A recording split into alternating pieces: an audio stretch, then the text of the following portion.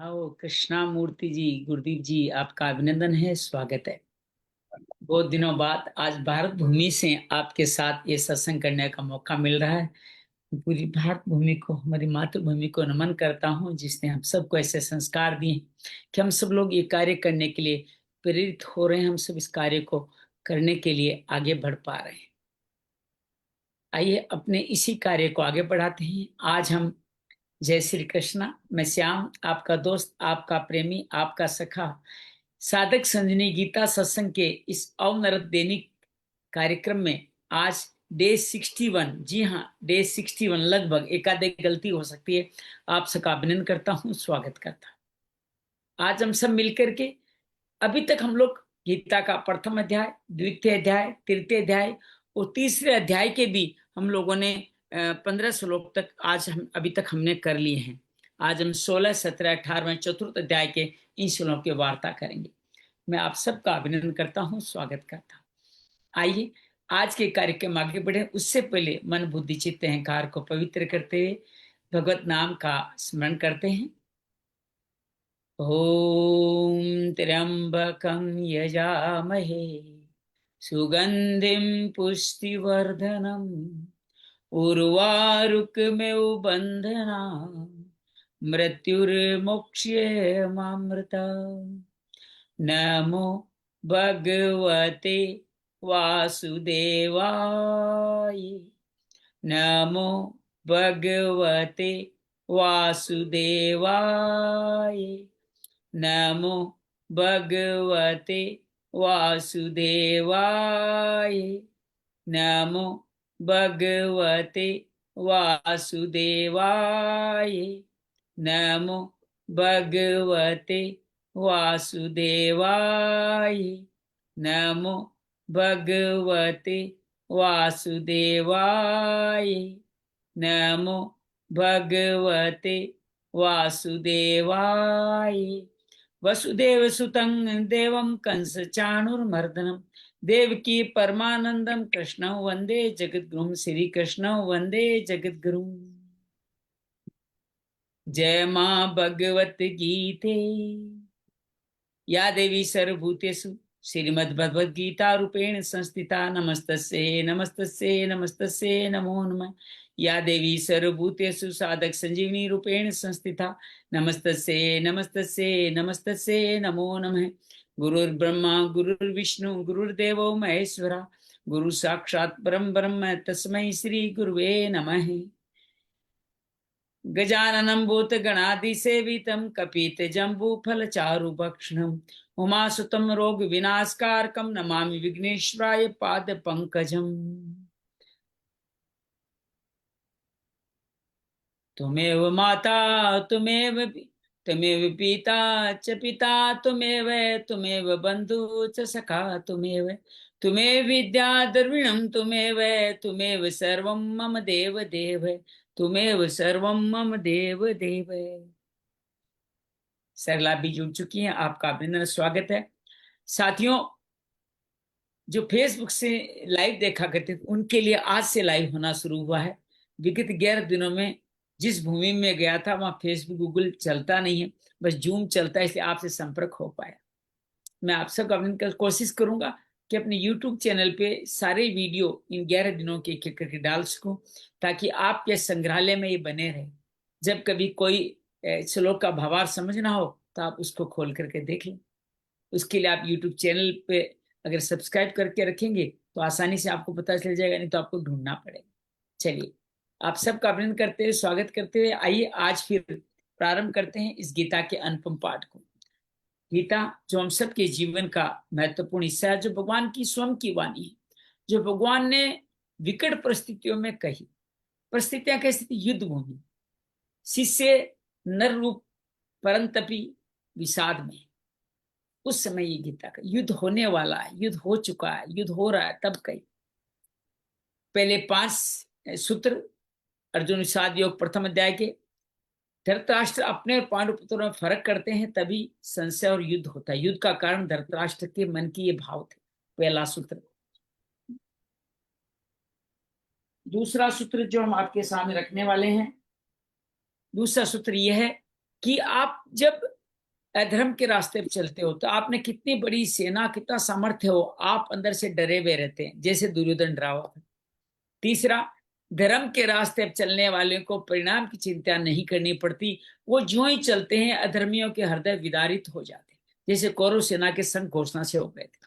चौथा, आप जिस रोल में होते हो, चाहे आप कितने बड़े, उस रोल में आप रम जाते हो। जैसे भगवान भगवान होते भी सारथी के रोल में यहाँ कार्य कर रहे हैं, सेना को मध्य में लेके जाते हैं, लेकिन अपना कार्य पूरा करते हैं। उनको पता था नर को परंतप को याद दिलाना है उसके अवतार का, मुझे उसको रूप दिखाना है, तो कौटुंबिक मोह में भी भगवान ही डालते हैं।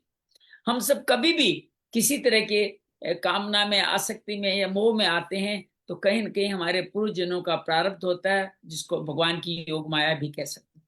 चौथी बात।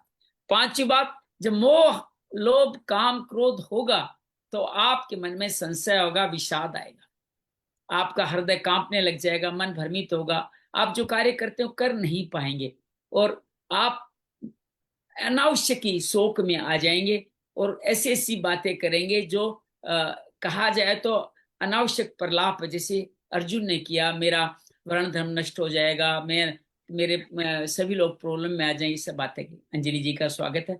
ये था प्रथम अध्याय के 5 सूत्र। द्वितीय अध्याय के हम लोग 11 सूत्रों की बात करते हैं। बड़ा अध्याय है, 10 श्लोक तक अर्जुन विषाद योग का एक्सटेंशन है, लेकिन 7वें श्लोक में बड़ी घटना घटती है।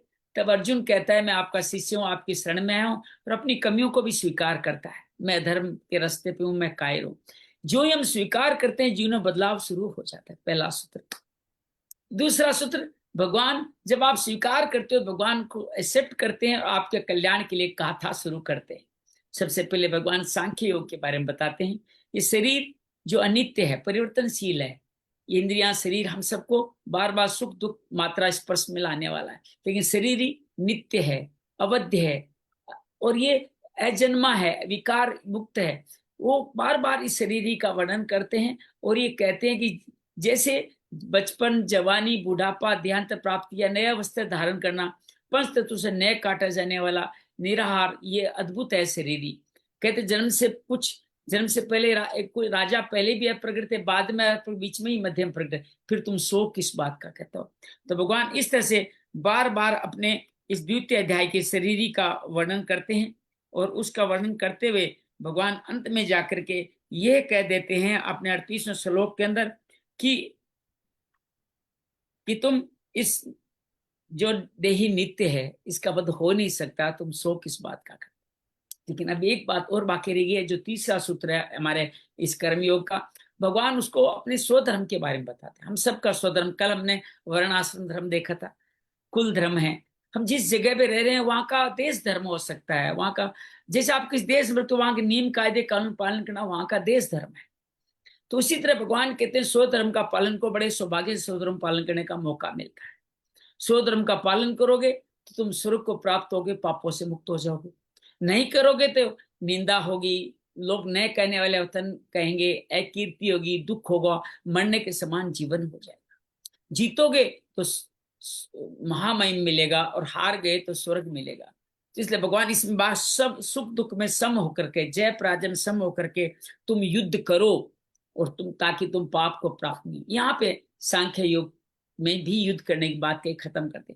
तो ये हमारे इस कर्म योग की बात नंबर, आप यूं कह सकते हैं कि तीसरी बात भगवान ने ये कही। चौथी बात, कर्मयोग प्रारंभ होता है 40 श्लोक से। कर्मयोग की प्रथम बात, जिसमें 6 बातें, 5 बातें और उसका विपरीत भाव छुपा हुआ है। अर्थात इस कर्मयोग में किए हुए कर्म का बीज का नाश नहीं होता, उल्टा फल नहीं होता, जन्म मृत्यु के भय से मुक्ति होती है, और एक तत्व वाले अभ्यास में आप लग जाते हैं। विपरीत क्या, अगर ये नहीं करोगे तो कई शाखाएं बन जाएगी, जितने भोग उतनी शाखाएं, जितने इंद्रियां उतने रस, और रस और रस, लगातार चलने वाला। और इस तरह से करने वाले को वेदों में अंकित स्वर्ग तक की ही बात करते हैं। उनकी भोग ऐश्वर्य बुद्धि अपहरण कर ली जाती है, और वो व्यवसायिक बुद्धि, एक तत्व वाली बुद्धि से अनंत शाखाओं वाली अव्यवसाय बुद्धि की तरफ जाते हैं, जो समाधि नहीं दिलाती। और ये सब क्यों करते हैं, त्रिगुण विषयों के अंतर्गत, 3 गुणों के अंतर्गत। भगवान आगे से विस्तार से बातें करने वाले। भगवान अर्जुन जो परम तपी सस्य, उसको कहता है तुम त्रिगुणों से ऊपर उठ जा, गुणातीत हो जा, निर्द्वंद हो जा, राग द्वेष से मुक्त होकर के तुम स्वयं में स्थित हो जा, समुद्र के समान स्थित हो जा। तो तुझे छोटे मोटे वेद में लिखे हुए सुख भोगने वाले कर्मों की भी तुम्हें आवश्यकता नहीं पड़ेगी। तो ये था कर्मयोग की चौथी बात। पांचवी बात है, कर्म पे करने पे अधिकार है, न करने पे फल पे अधिकार नहीं, हेतु नहीं बनना, और साथ में नए कर्म करने में भी तेरी आसक्ति नहीं हो। भगवान कहते हैं ये सारे कर्म कैसे करें? सद समता वाली बुद्धि में कर, सिद्धि असिद्धि हानि लाभ इनकी परवाह ही मत कर, ये सब मैं I am taken care of, मैं ध्यान रखूंगा तुम्हारा। तुम भी समता वाली बुद्धि में समत्तम योग उचित से कार्य कर। इसी का विस्तार करते हैं। अगर ऐसा करोगे तो तुम परम तत्व को प्राप्त होगे, नहीं करोगे तो तुम दर्प कृपण हो जाओगे, हीन हो जाओगे, फलों के हेतु बन जाओगे। भगवान आगे फिर कहते हैं कि समतावादी विषय पाप पुण्य से परे होकर के तुम कुशलता पूर्वक कार्य करो। इसको कर्म योग का, कर्म का मतलब सेवा कार्य, योग का मतलब मुझ तक पहुंचना, ये तुम्हारा कुशलता से संपन्न हो जाएगा। और तुम इस समता वाली बुद्धि से काम करते रहोगे तो तुम फल के अंदर नहीं उलझोगे, जन्म बंधु से मुक्त होकर ये बार बार फिर कहेंगे अनामय पद को पा जाओगे। इसी के विपरीत दल नहीं करोगे, भोग ऐश्वर्य दलदल में फंसोगे, सुने सुनाए भोगों में लगे रहोगे, तुम्हारी बुद्धि विपरीत परिणाम देने वाली हो जाएगी, कभी निश्चल नहीं होगी। और कहते हैं भगवान जिनकी ऐसे जो इनमें नहीं उलझते उनकी समाधि वो भगवान में अचल समता वाली बुद्धि होती है, भगवान में समर्पित हो स्थित प्रज्ञा बन जाते हैं। अब वहां अगले कहानी शुरू होती है। अर्जुन पूछते स्थित प्रज्ञा है क्या, क्या लक्षण है, कैसे दिखते हैं, क्या करते हैं? भगवान इसके 8 लक्षणों के बारे में बताते हैं कि काम से मुक्त है, संतुष्ट है, राग सुख दुख में उद्विग्न नहीं होता, राग द्वेष में स्पृहा नहीं है, वीतराग भय क्रोध मुक्त मननशील मुनि ही आपका ही है। साथ में इसको आलोचना प्रशंसा से कोई मतलब नहीं होता, और अगर इन दिनों के विषय इनके जीवन में भी चलते हैं लेकिन विषय इनको लुभाते नहीं, क्योंकि कछुए की तरह अपने आप को इंद्रियों को अंतर्मुखी करके जीवन को आगे बढ़ाते हैं। और ये रसों में नहीं उलझते, दृष्टा की तरह काम वही करते हैं, वो भी देख रहे हैं, वो भी खा रहे हैं, लेकिन दृष्टा की तरह बिना रस में नियुक्त हुए कार्य कर रहे हैं। भगवान कहते हैं इस तरह से करने वाले पुरुष विशेष होते हैं, मेरे सिद्ध होते हैं। जो इसके विपरीत जो इंद्रियां जिनको परमाथिनी अर्थात इंद्रियां मथती रहती है, उनका मन भी उनके काबू से हट जाता है। सभी इंद्रियों को संयमित करने वाला ही प्रज्ञा प्रतिष्ठिता में कहा जाता है। और जो इसके विपरीत जो अपने इंद्रियों के विषयों में आसक्त रहते हैं, वो कामना बढ़ती है, कामना से बाधा में विरोध, क्रोध, और क्रोध आने से मूढ़ता, मूढ़ता से उनकी बुद्धि का नाश और स्मृति का भी नाश होकर के वो राग द्वेष विषयों के अंदर घुरते हुए वो नीचे गिर जाते हैं। वो कभी अपने वो परम प्रसाद जो मेरे समान है वो कभी पा नहीं सकते। जो पाते हैं सब दुखों का हानि होता है और प्रसन्नता से इस बुद्धि में निवास करते हैं। जत की समता वाली बुद्धि नहीं, ऐसी भावना नहीं, उनको अशांत से कुतम सुखम कह के कहा गया। भगवान ये बार बार कहते हैं ऐसे इंद्रियों के विषय उनके मन और बुद्धि दोनों को हर लेते हैं। जैसे समुद्र में वायु नाव को हिलाती डुलाती रहती है, वैसे ये परम शाखा वाले हिलते डुलते रहते हैं। भगवान कहते हैं जो इंद्रियों नियंत्रण करे वही प्रज्ञा प्रतिष्ठा है, और वही लोग एक्चुअल में जाग रहे हैं जो इंद्रियों से परे होकर कार्य के। बाकी इंद्रियों के सुख में तो काम करते करते भी आप सो रहे हो। भगवान इनको फिर समुद्र की संज्ञा देते हैं कि इनको विषय, जैसे नदी का जल अच्छा बुरा कम ज्यादा गंदा समुद्र में जाए, समुद्र में कोई परिवर्तन नहीं होता, उसी तरह ऐसे व्यक्ति ऐसे ही परिवर्तनशील बिना रहते हैं। ये इनमें 4 बातें, आत्मरत, तृप्त और निसंताप होकर के शांति को, निरंकार होकर शांति को प्राप्त ब्राह्मी में स्थित होते हैं। ये कर्मयोग के बारे में बताया। तीसरा अध्याय कर्मयोग का एक्सटेंशन जिसका नाम ही कर्मयोग है, जिसमें शुरुआत होती है अर्जुन के पूछने से। अर्जुन सुन रहा है, कुछ समझ भी रहा है, लेकिन मन में संशय, अपने पूर्व के पूर्वाग्रह है। हम सभी किसी गुरु के सामने बैठते हैं तो उनकी बात समझते हैं लेकिन अंदर जाती नहीं, कि हमारे पुराने जन्मों के प्रारब्ध के कई ऐसे कर्म होते हैं जिसके कारण से हम उन्हीं की बातें करते हैं। अर्जुन भी ज्ञान योग अच्छा लगता है, युद्ध नहीं करना चाहता, लेकिन साथ में अर्जुन में खास बात के शिष्य अच्छा है। कहता है हाँ मुझे कर्मयोग बुरा लग रहा है लेकिन आप मेरे गुरु हैं, जो कहेंगे मैं मान लूंगा। ये समर्पण भाव ही भगवान आपके पास। भगवान कहते हैं 2 तरह की विधाएं दूसरे अध्याय मैंने कही, ज्ञानियों के लिए ज्ञान योग, कर्मयोग के लिए कर्मयोग। लेकिन कर्मयोग की विशेषता 4थे श्लोक से बताना शुरू कर देते हैं कि कोई भी व्यक्ति कर्म आरंभ करे बिना निष्कर्म्यता को नहीं प्राप्त होता। तो प्रथम बात तीसरे अध्याय की यह है दूसरा कहते हैं कर्मों का त्याग करने से किसी को सिद्धि नहीं मिलती। तीसरा भगवान ये कहते हैं कि इंद्रियों के सब लोगों को एक क्षण भी कोई कर्म किए बिना नहीं रह सकता। क्यों ऐसा है? इंद्रियों के त्रिगुणों के वश में होके करता है। चौथी बात कहते हैं जो मिथ्याचारी, किनको मिथ्याचारी के? जो हठ पूर्वक बाहर से तो दिखता है कुछ गलत कार्य नहीं कर ले, अंदर अंदर विषयों का चिंतन करते हैं, उनको भगवान मूढ़ाचारी कहते हैं। और भगवान बार बार कहते हैं इससे तुम इंद्रियों और मन को नियम पूर्वक अर्जन करके कर्म योग, कर्मेंद्रियों द्वारा कर्म योग, कर्म योग का मत, कर्म का मतलब सदकर्म, योग का मतलब मुझ में स्थापित हो जाएगा, तुम विशेष शुद्ध सिद्ध बन जाओगे। इस तरह से तुम नियत कर्म करोगे तो कभी अकर्मणी अर्थात कर्म न करने में कर्म न करने की तरफ नहीं जाओगे, और तुम्हारी शरीर यात्रा प्रसिद्ध है कर्म है, शरीर यात्रा का मैं ध्यान रखते हुए इस कार्य में लगूंगा। अब भगवान यहाँ शुरू करते हैं, इनको यज्ञ कर्म भी कहा, इस सेवा कार्य परोपकार, इसके अलावा सारे कर्म कर्म बंधन बनाने वाले, अर्थात बार बार जन्म देने वाले। मुक्त बनना है तो आपको सेवा कार्य करते हुए कर्म करना ही पड़ेगा। भगवान दो बार सृष्टि की रचना बताते हैं। एक ये बताते हैं कि मैंने आपको ब्रह्मा के माध्यम से इस सेवा कार्य के लिए रचा, उसके लिए साधन भी दिए ताकि तुम लोगों की सेवा करो, उन्नति करो अपनी, और दूसरों की सेवा करके उनसे मिले आशीर्वाद से अपनी भी उन्नति करो। तुम अगर ऐसा करते हो तो तुम मेरे लिए प्रिय हो, और नहीं करते हो तो तुम चोर कहलाओगे। भगवान ये भी कहते हैं इष्टान भोगान्वी, इन ये जो शुद्ध कर्म करते हुए कर्म करते हुए तुम यज्ञ भाव करतोगे तो तुम्हारा सारा ध्यान मैं रखूंगा, you are taken care of, और नहीं करोगे तो तुम चोर कहलाओगे। पहली चेतावनी। दूसरी चेतावनी, ये यज्ञ का अनुभव करते संत की तरह हो जाओगे, तुम्हारे समस्त कलमश अर्थात सारे क्लेश हट जाएंगे। और अगर ऐसा नहीं करोगे और उन चीजों का तुम उपभोग करोगे, तुम पापी होगे, तुम पाप ही खाओगे, पाप ही पकाओगे।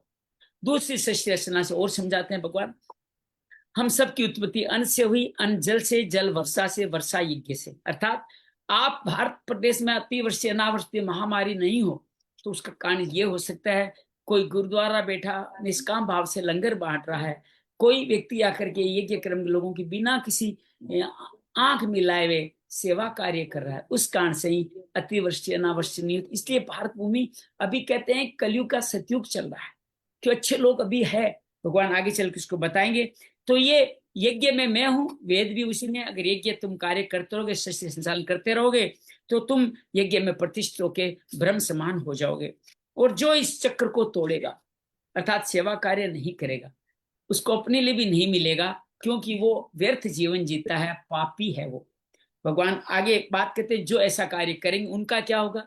वो आत्मरत होंगे, तृप्त होंगे, संतुष्ट रहेंगे, और उस तरह उनके जीवन में कोई कार्य करना बाकी नहीं बचेगा। तो क्या वो कोई काम नहीं करते? नहीं, भगवान कहते हैं वो फिर भी काम करते हैं, उनको कुछ करना बाकी नहीं है, फिर भी वो काम करते हैं, ताकि अपने प्रमाण और आचरण के द्वारा ऐसा कार्य करते हैं ताकि बाकी लोग विचलित न हो, और उन सबको भी उपास जायते, उनको भी इस कार्य में प्रेरित करते हैं। तो भगवान कैसे, ऐसे लोग कौन है? जनक आदि आगे चल के इस परंपरा को और बढ़ाएंगे, जिन्होंने अपने कर्तव्य कर्म ही किए, लोग संग्रह के कर्म किए, और इस तरह से वो लोग मेरे तुल्य, अब ये भगवान के तुल्य हो गए, और जो से आचरण वैसा प्रमाण देते हुए वो कार्य करते, अर्थात अपने मन क्रम वचन से लोगों को भ्रमित नहीं करते। आप सत मार्ग में चले हुए, आपको जीवन का हर एक, गुरुदेव जी योगी है, मैं एक योग की परिभाषा मैंने समझी देखी कि आप जब बोल रहे हो तो ऐसा लगना चाहिए योगी बोल रहा है, आप चल रहे हो तो ऐसा चलना चाहिए योगी चल रहा है, आप मुस्कुरा रहे हो तो लगता है योगी चल रहा है, कोई घटना घट रही हो तो आप निष्काम कर्म होके करते हो तो योगी, तो योगी हर वक्त ही योगी रहता है, हर एक रोल में योगी रहता है। तो उस तरह से अगर आप रखते हो तो जीवन लोग आपके आगे बढ़ जाएंगे। और अगर ऐसा जो ऐसे कर्तव्य नहीं करते तो उनके लिए तीनों लोकों में कोई भी सुख बाकी नहीं बचा पाए। वो कहते हैं मैं भी उन जैसा ही हूं, मैं भी सावधान होकर के अपनी सारी लीलाएं करता हूं, जिसको भगवान ने माधुर्य ऐश्वर्य सौंदर्य लीला के बारे में बताया। और इस तरह से मैं न करूं तो मैं लोगों को वर्ण संकर बनाने का माध्यम बन जाऊं। भगवान बार बार ये कहते हैं इस तरह अपने कर्म करते हुए, लोक कर्म करते हुए आगे बढ़ते रहें। ऐसे लोगों में बुद्धि में कोई भेद नहीं होता था, समता वाली बुद्धि होती है। और ये अज्ञानियों को भी आगे बढ़ा के लेके चले, उनको भी अपने रास्ते पे चला के जाए। हालांकि प्रकृति के गुणों के अधीन होने का, प्रकृति है क्या? वात पित्त कफ हमारे प्रारब्ध से बनी है, तो आपका अगर प्रारब्ध निम्न वर्ग का है तो आप में तमस ज्यादा आपकी पित्त रहेगा या वात रहेगा। और आप अगर सत्व में ऊपर ले हो तो आप वात और पित्त और कफ में रहेंगे, या मेनली कफ में रहेंगे। हालांकि मैं इनका कोई अच्छा बुरा नहीं बता रहा हूँ, लेकिन प्रकृति के गुणों के अधीन होके हम गुस्सा भी करते हैं, हम तेजी से काम भी करते हैं, कुशलता से काम भी करते हैं। तो गुणा गुणा गुणेशु वर्तन्ते, ये प्रकृति किसके अधीन काम करती है? सत्व रजस तमस, जिनसे हमारा शरीर बना है। जैसा गुण वैसा कार्य, तमस करना तमस के कार्य करते हैं।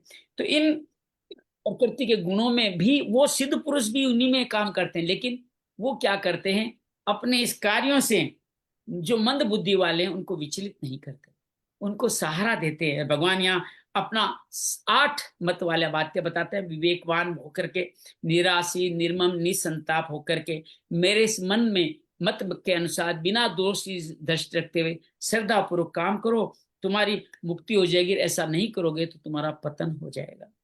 भगवान बार बार ये कहते हैं कि ये इस तरह से जो कार्य करते हैं प्रकृति भी उनका सहयोग करते हैं, और जो नहीं करते उनकी इंद्रियों में रसीभूत होकर राग द्वेष के साथ मूल जाती है, और उनका परिपंथनो हरास परिपंथनो, वो मेरे पद से नीचे गिर जाते हैं। फिर भगवान स्वधर्म की बात करते हैं, अपने धर्म में कार्य करना आपके लिए उचित है, मर भी जाओ तो भी उचित है। जैसे कोई क्षत्रिय मरते मरते प्राण दे देता है, या हमारा सैनिक प्राण देता है, उसको शहीद कहा जाता है। अगर वो नहीं करे तो उसके लिए जीवन बहुत ही मुश्किल, पर धर्म भयावह कहे जाते हैं। अर्जुन पूछ लेते हैं कि अगर ऐसा सब कुछ है तो लोग ऐसा कुछ करते क्यों नहीं है? भगवान 37वें श्लोक में कहते हैं, कामना के कारण क्रोध होता है, और ये दोनों रजोगुण के कारण होते हैं। ये महापापी है और तुम्हारे वेरी है। और कैसे बता ढक लेती है कामना? जैसे धुआं अग्नि को नहीं दिखने देता, मेल दर्पण में छवि नहीं दिखने देता, माँ के गर्भ हमें जहर से ढका हुआ नहीं दिखता, इसी तरह ये हमारे विवेक को ढक लेती है। और इस तरह से ये नित्य वेरी मानो इनको आप, हर बात के नित्य वे, ये काम रूप कौन दुष्पुराण अनलेन, तुम्हारे दुखों का कारण ये कामना मात्र है। और ये इंद्रिया मन बुद्धि तीनों इसके स्थान बताए गए हैं। और भगवान ये कहते हैं कि ये तुम्हारे देह से को भी ढक ढक रखते। तो भगवान कहते हैं इस इंद्रियों को नियंत्रण रख के तुम काम कार्य करोगे, तुम आगे बढ़ोगे, नहीं करो तुम पापी होगे। ज्ञान विज्ञान नाशनम, ज्ञान का मतलब विवेक, विज्ञान का मतलब ईश्वर को प्राप्ति, अर्थात योग, कर्म और योग दोनों ही तुमसे दूर चले जाएंगे। भगवान इंद्रियों का स्थान बताते हैं। शरीर से सबल प्रकाशक इंद्रियां हैं। इंद्रियों के विषय मन पे, तो मन उससे ताकतवर है। मन से बुद्धि, बुद्धि के 2 भाग, कुमति सुमति। कुमति कामना की तरफ लेके जाएगी, सुमति विवेक की तरफ लेके जाएगी, जहां से गुणातीत मोक्ष का रास्ता आपके जीवन में आता रहेगा। तो भगवान बार बार कहते हैं कि इस शत्रु को तुम मार डाल। चतुर्थ अध्याय की शुरुआत भगवान अपने आप करते हैं, कर्म योग का एक्सटेंशन है, इसको ज्ञान कर्म संन्यास योग है। लेकिन आप जानते हो मैं बात तीनों बेटों की करूं, लेकिन मुझे जो अपना प्रिय बेटा है मैं उसी की ज्यादा बात करूंगा। तो भगवान का प्रिय बेटा कौन सा है? निष्काम कर्म योग। तो भगवान कहते हैं कि शुरुआत कब हुई? मैंने ये सूर्य ने अपने बेटे विश्वान को कहा, विश्वान से मनु इक्ष्वाकु अनेक राजर्षियों के माध्यम से ये परंपरा चलती आई है। लेकिन बाद में जनक आदि का नाम पहले ले लिया, ये लुप्त होती चली गई। तो मैं तुम मेरे प्रिय सखा हो, इसलिए तुम उत्तम रहस्य वाली बात मैं आपको अब करना चाहता हूँ। तो अर्जुन कहता है मैं कैसे मान लूं कि आपका जन्म अभी का है, आपने कृष्ण, लेकिन ये कोई संशय नहीं करता कि मैं समझाइए मुझे, मैं कैसे जानूं। जब भी सवाल पूछना हो गुरु से तो गुरु के प्रति द्वेष न रखें, संशय न रखें। आपका लेवल अलग है, गुरु का लेवल अलग है, वो अपने लेवल से जीवन जीता है। तो आप क्या कह सकते हैं? मुझे समझाइए, मुझे लगता है ये कैसे हुआ है, ये संशय के हो ही नहीं सकता, ये बात मत कहिए, ये कैसे हुआ है मुझे समझाइए। तो भगवान यहाँ 5 श्लोक से पढ़ना शुरू करते हैं। अंजलि से निवेदन करूंगा 5 श्लोक से लेकर के आप 10 श्लोक तक, 11 श्लोक तक आप पढ़ ले, फिर हम लोग 16 तक पहुंचने का प्रयास करेंगे। तो अनम्यूट करें और 5 श्लोक से आप गीता का पठन शुरू करें। जय श्री कृष्ण। श्री भगवानुवाच बहूनि मे व्यतीतानि जन्मानि तव चार्जुन तान्यहं वेद सर्वाणि न त्वं वेत्थ परन्तप अजोऽपि संव्ययात्मा भूतानामीश्वरोऽपि सन् प्रकृतिं स्वामधिष्ठाय सम्भवाम्यात्ममायया। यदा यदा हि सधर्मस्य ग्लानिर्भवति भारत, अभ्युत्थानमधर्मस्य तदात्मानं सृजाम्यहम्। परित्राणाय साधूनां विनाशाय च दुष्कृताम् धर्म संस्थापनार्थाय संभवामि युगे युगे। जन्म कर्म च मे दिव्यम् एवं यो वेत्ति तत्त्वतः त्यक्त्वा देहं पुनर्जन्म नैति मामेति सोऽर्जुन। वीतरागभयक्रोधा मन्मया मामुपाश्रिताः बहवो ज्ञानतपसा पूता मद्भावमागताः। बहुत सुंदर। ये भगवान, एक मिनट दस्तक कर लेते हैं एक बारी।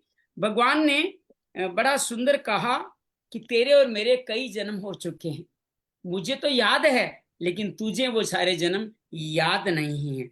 तो भगवान अपने अवतार को बताते हुए कहते हैं कि मैं और तेरे जन्म हो तू नहीं जानता। और छठे श्लोक में भगवान इसी बात को और आगे बढ़े, मैं अजन्मा हूँ अविनाशी हूँ, अवतार अवतार लेता हूँ, मैं जन्मता हूँ न मरता हूँ। हमने देवकी और कौशल्या के माध्यम से समझा, अपनी योग माया से प्रकट करता हूँ। यहाँ सौंदर्य शक्ति, माधुर्य शक्ति, ऐश्वर्य शक्ति के बारे में हमने बातचीत की।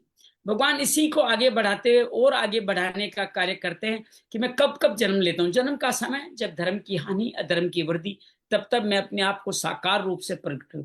यहाँ साकार रूप की बात कहें, निराकार रूप में तो हम सब में हमेशा ही प्रकट रहते हैं, हम उसको समझ सकते हैं। जब भी हमारे जीवन में तकलीफ आई, भगवान यहाँ गुरुदेव जी एक संकेत देते हैं। जब भी आप गलत कार्य, आपके अंदर एक अलग सी बेचैनी शुरू हो जाती है कि मैं गलत कार्य में जा रहा हूं, यही भगवान का संकेत है, ये निराकार संकेत है। आप इसको इंट्यूशन भी कहते हैं। पहला इंट्यूशन संकेत आपको ईश्वर आपके लिए जो योग्य उचित है वो देता है, लेकिन आप जब बुद्धि का इस्तेमाल करते हो तो फिर धीरे धीरे उससे हटके गलत कार्य में लग जाते हो। भगवान आके अवतार के करेंगे क्या? पाप साधुओं भक्तों की रक्षा, पाप कर्म का विनाश, धर्म की भली भांति स्थापना करने में युग युग में ही बार बार प्रकट होता हूं। और भगवान कहते हैं कि मेरे जन्म और कर्म दिव्य हैं, अपने लिए बारे में बता रहे हैं। इस पर मेरे जन्म कर्म को जो मन तत्व से जान लेता है, दृढ़तापूर्वक मान लेता है, भगवान को न माने उनके कर्तृत्व को मान ले, वो उनका फल क्या बताते हैं? शरीर का त्याग कर पुनर्जन्म को प्राप्त नहीं होता, मुझे प्राप्त होता है। भगवान के नाम, रूप, लीला, धाम, ये चार चरण है साहब जीवन में। हम इसका प्रैक्टिकल कभी करके देखेंगे कैसे जीवन में आगे बढ़ते चले जाते हैं।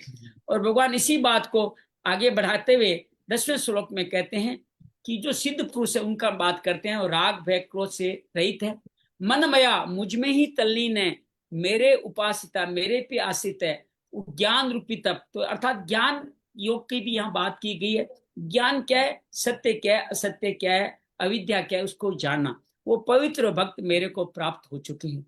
तो भगवान यहाँ ज्ञान योगी की प्राप्त करते हैं। मैं सलाह से निवेदन करूंगा आप 11वां 12वां श्लोक पढ़े।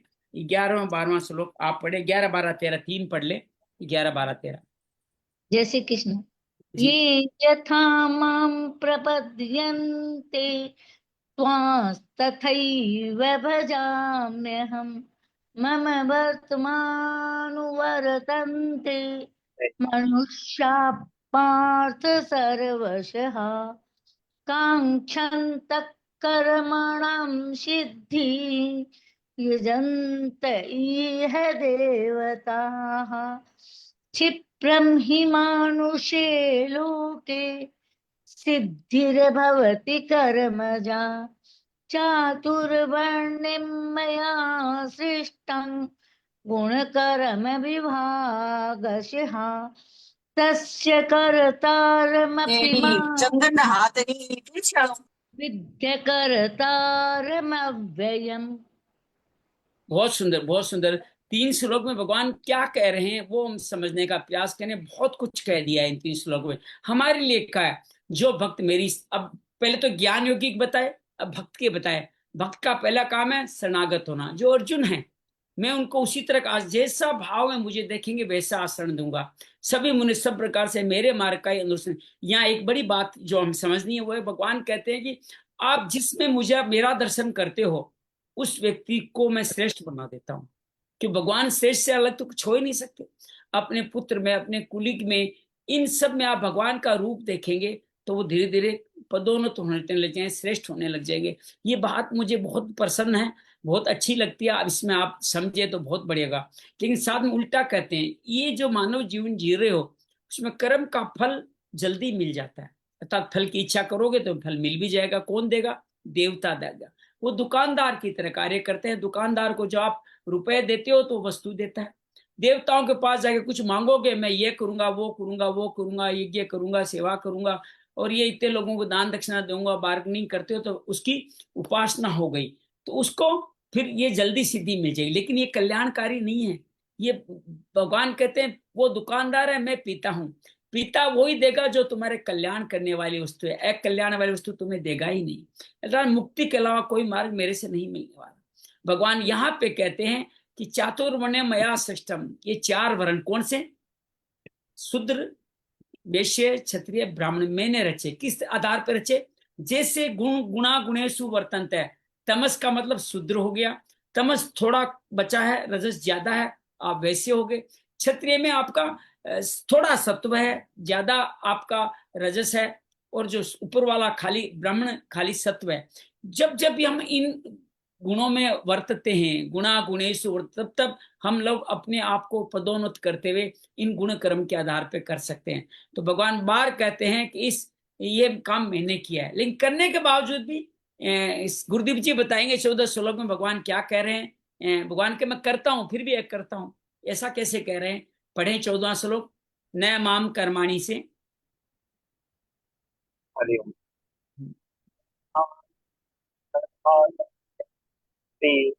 न मे कर्म फले स्पृहा इति जानाति कर्मभिर्न स बध्यते।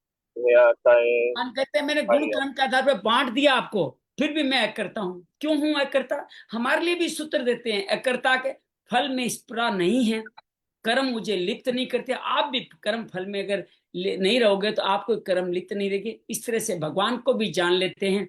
वो कर्मों, और हमारे लिए भी कहा है आप कर्मों से नहीं बंधते हो। मंजुला जी आप अगर पढ़ पा रहे हैं अनम्यूट करके तो 15वां श्लोक पढ़ने का प्रयास करें। आज हमारे साथ मंजुला दीदी जुड़ी है। आप पढ़ना चाहें तो आप पढ़ने का कोर्स करें, या कृष्णामूर्ति जी आप पढ़ें तो आप पढ़ें। दोनों में से अनम्यूट करके एक एक श्लोक पढ़ लें तो बड़ा अद्भुत काम होगा। जैसा आता है वैसे पढ़ने में संकोच न करें। बल्कि मेरा मानना है गीता जो प्रथम कक्षा में उनका कल्याण ज्यादा करती है, उनके लिए ज्यादा कोई नियम निर्धारण नहीं है। लेकिन अंजलि अगर एक भी शब्द गलत बोलेगी तो उसके लिए नियम निर्धारण सारे हैं। आप समझ रहे हैं ना बात को?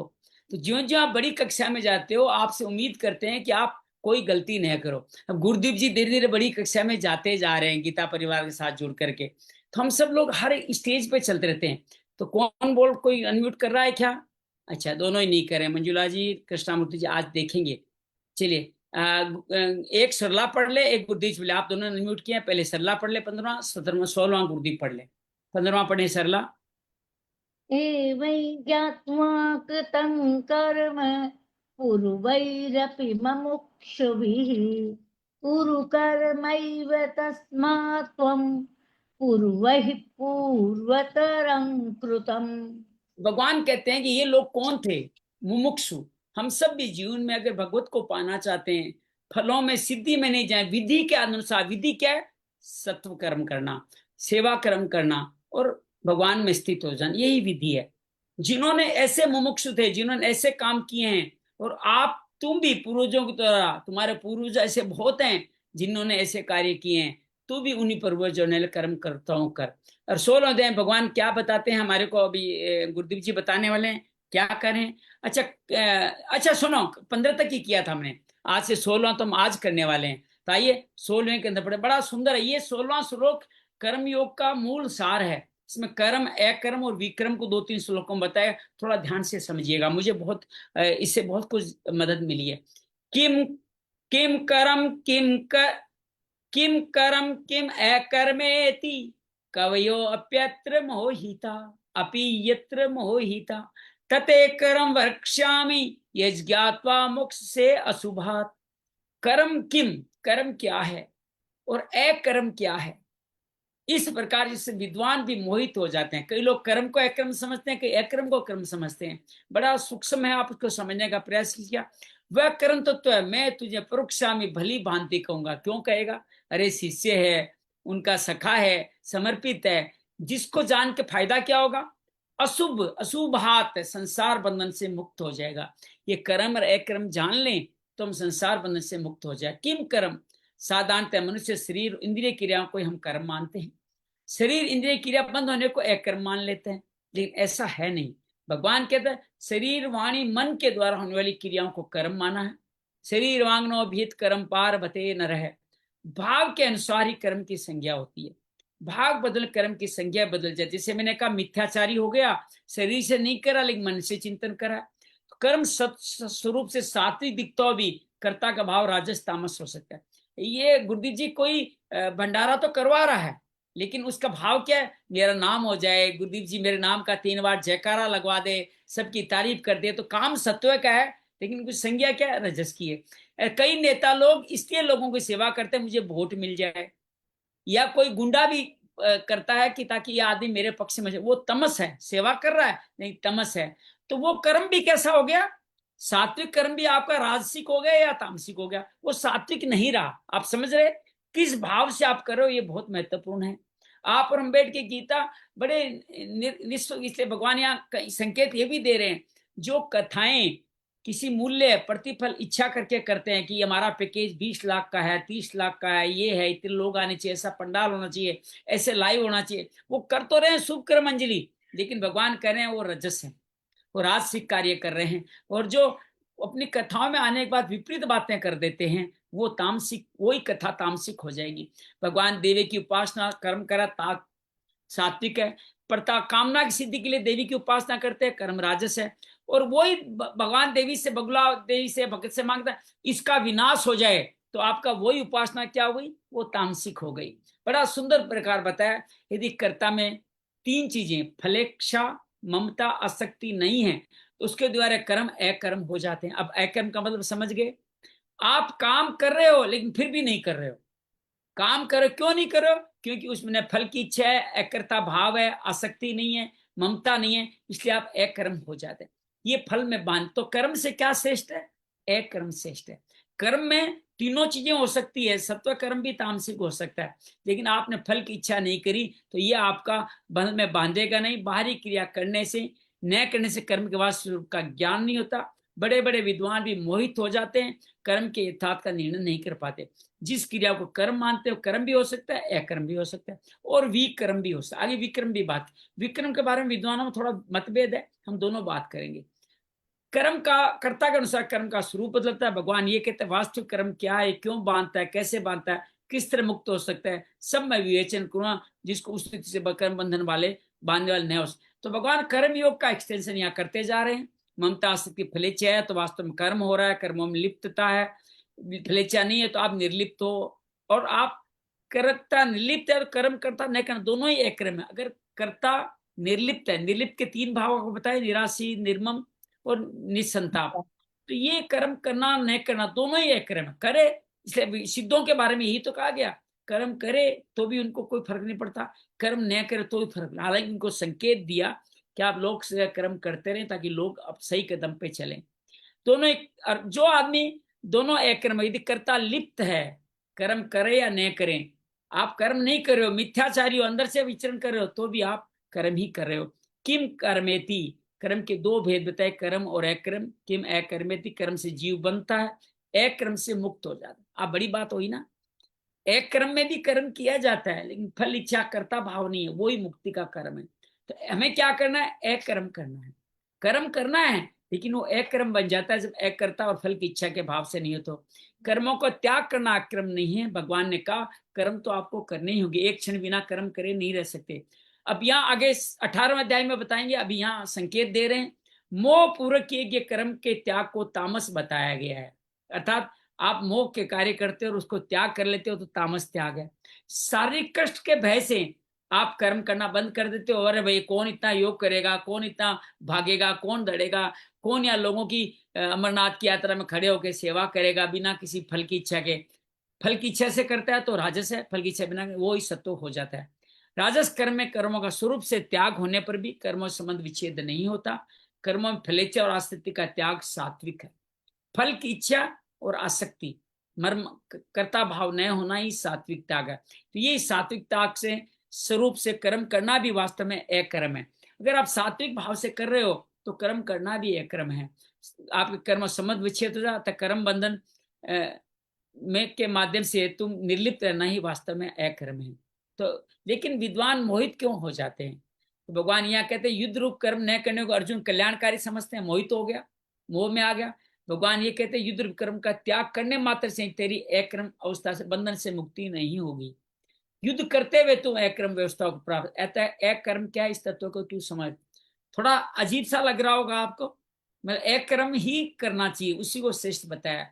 निर्लिप्त रहते हुए कर्म करना अथवा कर्म करते हुए निर्लिप्त रहना, यही वास्तव में एक कर्म व्यवस्था है। या तो पहले आप निर्लिप्त हो जाओ, ये ज्ञान योग है, और कर्म करते समय फल की इच्छा नहीं करना कर्म योग है। दोनों ही एक कर्म व्यवस्था है। कभी अत्र मोहिता, लेकिन इसके बारे में लोग मोहित हो जाते हैं। वो तत्वज्ञ महापुरुष जानते हैं, बाकी सब लोग नहीं जानते। तते कर्म वृक्षामी, जीव कर्मों से बंधा है, कर्मों से ही मुक्त होगा।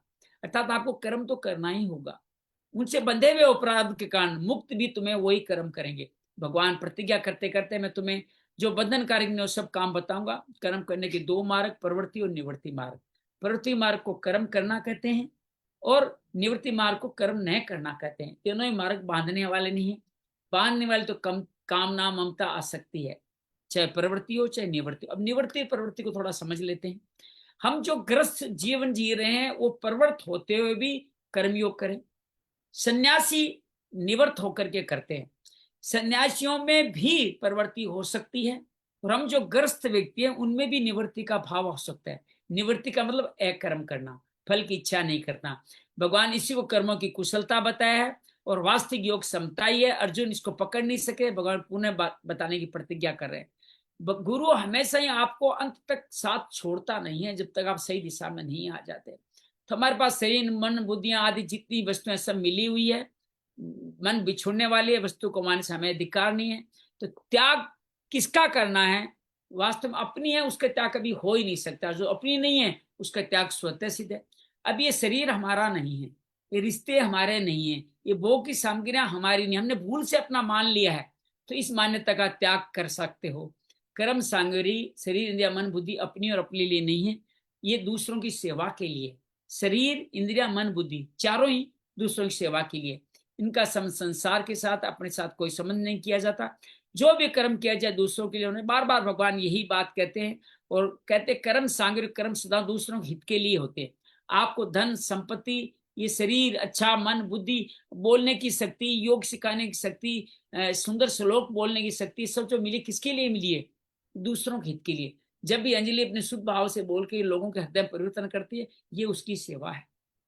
दूसरों की वस्तु दूसरों को मिल गई तो सेवा कैसे? ये तो विवेक है। भगवान इसी को विवेक कहते हैं कि वस्तु दूसरों की थी, दूसरों को दे दी, विवेक साध्य है। विवेक किसी कर्म का फल नहीं है, बल्कि हम सबको अनादिकाल से स्वतः प्राप्त है। विवेक किसी शुभ कर्म का फल होता, विवेक के बिना उस शुभ कर्म को कौन करता? अर्थात विवेक हमारे में है, तभी तो हम शुभ अशुभ जानते हैं, कर्म अकर्म जानते हैं। अशुभ कर्म का त्याग, शुभ कर्म का आचरण हम विवेक सद्बुद्धि के कारण ही कर सकते हैं। विवेक कर्मों का कारण है, कार्य नहीं। विवेक स्वतः सिद्ध है। कर्मयोग भी स्थित है, स्वतः सिद्ध है। कर्मयोग को परिश्रम नहीं करना। ज्ञान योग में अपना संग स्वरूप भगवान के साथ अपना संग, ज्ञान अपना असंग स्वरूप स्वतः सिद्ध है। मैं असंगा हूं, किसी के साथ जुड़ा हुआ नहीं हूं, ये ज्ञान योग है। भगवान के साथ संग कर लेना स्वतः सिद्ध है। ये ज्ञात्वा मोक्ष से शुभात जीवन स्वयं शुभ है, परंतु संसार अशुभ है। तो भगवान बार बार कहते हैं कर्म संसार के लिए और योग अपने लिए है। कर्म के दो अर्थ है, करना और न करना। कर्म करना और न करना दोनों प्राकृत अवस्था है, दोनों में अहंता रहती है। अच्छा, कोई कहता मैं कुछ नहीं करता, मैं तो भाई साहब ये चीजों में जाता ही नहीं, ये भी अहंकार है। ये भी कर्म करना हो गया। जब बार बार आप प्रतिष्ठा स्थापित करो न करने से आप तभी भी कर्म हो जाते। इसको गुरु श्री श्री रविशंकर जी छोटा अहंकार कहते हैं। मैं नहीं करता, मैं तो खाना ही नहीं खाता जी, मैं तो उपवास करता हूँ जी, मैं नहीं करता, मैं सब चीजों में नहीं लीन होता, ये भी अहंकार है। ये भी एक तरह का कर्म आपसे हो रहा है, ये एक कर्म नहीं है। तो भगवान बार बार कहते हैं अहंता पूर्वक, अहंकार पूर्वक किया गया साधन, साधन कब तक मिटता है? जब तक अहंता मिटती थी नहीं, बल्कि और दृढ़ होती चली जाएगी कर्म करने के साथ, स्थूल रूप से या सूक्ष्म रूप से कर्म न करने के साथ। मतलब मैं कर्म नहीं कर रहा हूं तो सूक्ष्म रूप से अहंकार जुड़ा हुआ है, मैं करता हूं ऐसी अंता, मैं नहीं करता हूं इसमें भी है। समझ रहे हैं बात को? मैं नहीं करता ये भी अहंकार है, मैं करता हूं जहां मैं लग गया, हूं लग गया, वो समझो अहंकार हो गया। है, मैं मैं है जब लगता है तो अब अकर्म होता है। भगवान कर्म के तत्वों की जानने की प्रेरणा इसमें करते, इसमें विक्रम भी आएगा बड़ा। तो कर्म अकर्म समझ में आ गया तो विक्रम समझ में आ ही जाएगा। कर्मणो अपि बोधव्ययम, बोधव्यम च विकर्मण है, अकर्मणश्च बोधव्यम गहना कर्मणो गति। भगवान कहते हैं कर्मों को भी जानना है और अकर्म को भी जानना चाहिए। तो विक्रम, विक्रम का क्या तत्व वो भी जानना चाहिए, क्योंकि कर्मों की गति गहन है, समझने में बड़ी कठिन है। कर्मणों ये भी बोधव्यम, कर्म करते निर्लिप्त रहना, कर्म के तत्वों को जानना है, जिसको 18वें श्लोक में भगवान कर पदों से किया गया है। कर्म स्वरूप से एक दिखने पर भी अंतःकरण के अनुसार उसके तीन भेद हो जाते हैं। देखिए अब तीन बात, पहले था कर्म अकर्म, अब विक्रम भी आ गया। सकाम भाव से की शास्त्र क्रिया कर्म कहलाती है, जो हमने समझा। सकाम भाव से अर्थात फल की इच्छा से, शास्त्रों में लिखी भी क्रिया कर रहे हो तो भी आप ये कर्म बन जाते। फलेच्छा ममता आसक्ति रहित होकर सेवा करते हो, यह कर्म होगा। अब विविध विहित कर्म क्या है? और ये जो कार्य जो कर रहे हो आप दूसरों के लिए, ये दूसरों का अहित करने, दुख पहुंचाने के भाव से तो विक्रम बन जाता है। निश्चित कर्म तो विक्रम है ही, अर्थात आप किसी को मारने के लिए, किसी को बुरा करने के लिए मनसा वाचा करना, कुछ भी करते हो वो विक्रम है, अर्थात वो तामसिक जीवन देगा। एक संत यथार्थ गीता में स्वामी अड़गड़ानंद जी, उनके परमहंस जी कहते हैं विक्रम को वो विपरीत रूप में लेते हैं। वो कहते हैं विक्रम का मतलब यह है वो कार्य जो मुक्त हुए पुरुष करते हैं, सिद्ध पुरुष करते हैं, उसको उन्होंने विक्रम कहा गया। इस बात को थोड़ा समझिएगा। यहाँ निषिद्ध कर्म बता रहे हैं स्वामी राम सुखदास जी महाराज, और अड़गड़ानंद जी बात करें ये सिद्ध पुरुषों द्वारा जिनके कोई कर्म फल नहीं होते, उनको सिर्फ कर्म दूसरों के लिए ही करते हैं, उनको विक्रम कहा जाता है। क्योंकि वो कहते हैं विजितात्मा, विजेंद्रिय। गीता में जब जब वी आया है तब तब सद कार्य के लिए आया है, लेकिन राम सुखदास जी गीता पढ़ रहे हैं तो उसमें ये कहा तमस के अंदर निषिद्ध कर्म करना, मारना कूटना, ये सब निषिद्ध कर्म विक्रम है। तो विक्रम का फल नरक, तमस, कर्म का फल रजस, और जो अकर्म का फल सत्व है, अर्थात ब्रह्म में स्थित हो जाना। ये तीनों चीजें याद रखिएगा। एक निर्लिप्त रहते हुए कर्म करना ही अकर्म को तत्व के जानना है। 18 श्लोक फिर ये करेंगे, अकर्मणि च कर्म है बोध्यम च विक्रम है। कामना से कर्म होते हैं, जब कामना अधिक पड़ जाती है तो विक्रम का मतलब यहाँ पाप कर्म है, और वहां दूसरे संत इसको कहते हैं शुद्ध सिद्धों के द्वारा किए गए कर्म। तो यहाँ भगवान ने कहा अगर युद्ध जैसा हिंसक घोर कर्म भी शास्त्र की आज्ञा से संता पर किए तो उसे पाप नहीं लगता, जय पराजय लाभ हानि सुख दुख। अब ये हिंसा है इसमें, लेकिन फिर भी ये अकर्म हो सकता है। ये विक्रम दिख रहा है आपको, मार रहे हो, लेकिन ये अकर्म है। शास्त्र निधि कर्म का नाम विक्रम है, शास्त्र जो निषिद्ध है वो विक्रम है। विक्रम होने की कामना ही हेतु है। विक्रम का तत्व है कामना, विक्रम तत्व जानना है, विक्रम का स्वरूप से त्याग करना होगा। कामना का त्याग गहना कर्मणो गति। कौन सा कर्म मुक्त करने वाला है, कौन सा कर्म बांध, इसका निर्णय करना बड़ा कठिन है। कर्म क्या है, अकर्म क्या है, विक्रम क्या है, बड़े बड़े विद्वान भी असमर्थ पाते हैं। अर्जुन भी इस तत्व को नहीं जानता था, तो कर्तव्य कर्म को ही घोर कर्म मान रहा था, अर्थात विक्रम मान रहा था। तो कर्म की गति बहुत गहन है। शंका क्या आते हैं, बोध्यम चाहे विक्रम है, विक्रम का तत्व भी जानना चाहिए।